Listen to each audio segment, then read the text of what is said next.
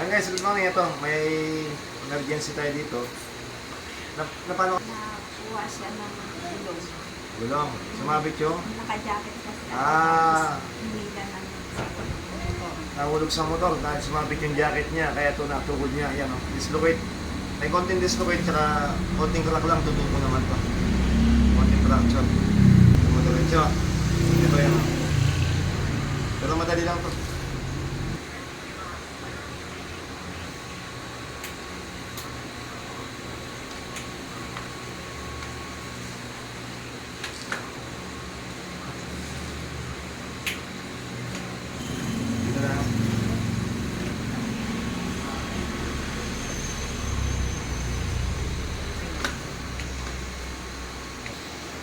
Yan guys, to magana lang to. Pero yan okay na, tuwid na. Yan.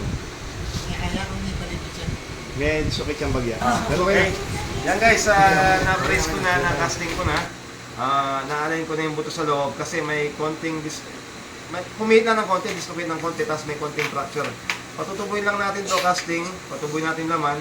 Mga 3 to 4 days, mga Friday, bubuksan ko na to. Para mamagalan siyang konti pero magiging okay na yan. Itaas mo natin. Ganyan mo, sa gilid. Okay, straight. Ganyan mo. Eh, ito. Yan guys, okay na kami. Bye-bye.